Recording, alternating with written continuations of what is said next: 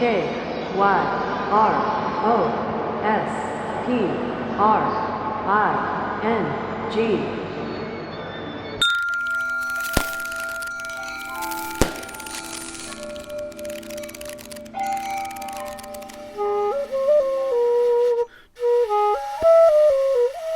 I took this video on the morning of October 31st.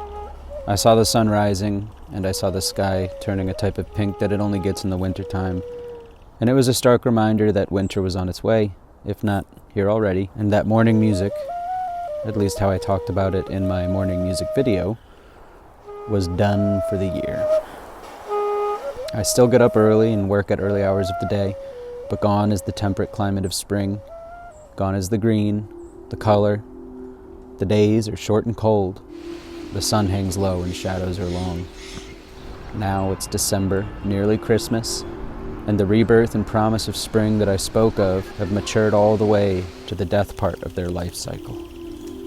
The world is no longer open for play, and a more interior state of mind comes with this. Instead of morning music, we will call this the eternal and playful winter sun.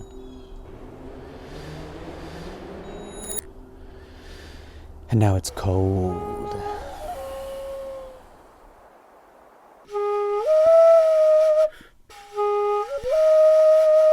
I am partial to 4 seasons.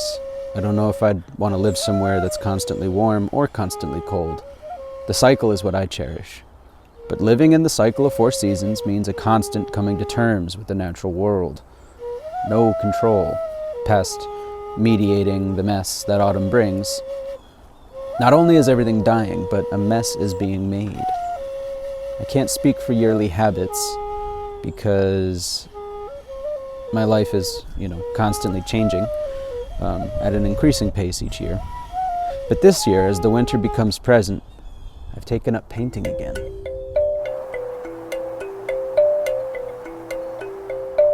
I first gained interest in painting during the winter of 2017. I just moved out and got my own place for the first time. A small sunroom and a classic Boston triple-decker on Mission Hill. If you know what that is, you know what a singular vibe that is. I'd been curious about oil paints for my entire life. I dabbled with acrylics heavily, doing a lot of Bob Ross style paintings and a lot of abstract type stuff. But the general consensus with oils was that they were too toxic and messy and permanent, and you can't dabble with them the same way that I enjoyed dabbling with acrylics. Getting my hands on them, getting it all over my clothes, painting on the walls, all that kind of stuff.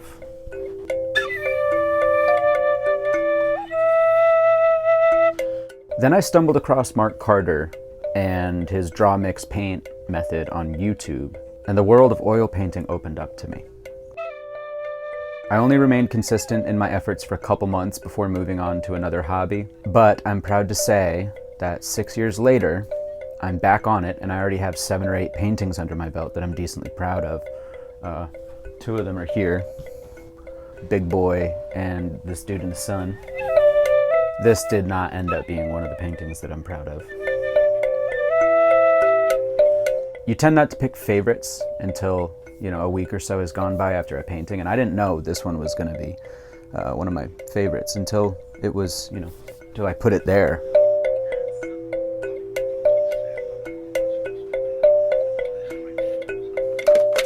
Take, for example, the beautiful small town of Cairo Spring, a simple town where men went to work, took care of their families, and were paid well, and were able to spend that money where they saw fit, usually on vehicles, where they would ride around town and show off their families to each other.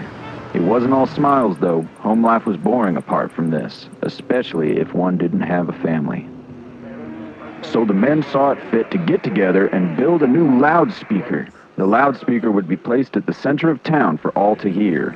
The strongest of the strong and the smartest of the smart got together to work on this big speaker. They were proud, but it was time to unveil it to the public. That night, the town got together and had a dance-off like you've never seen before.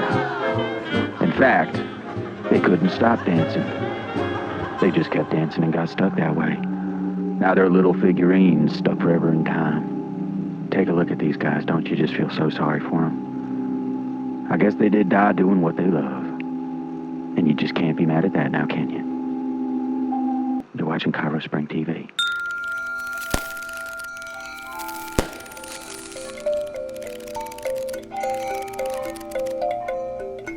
One, two, three, four.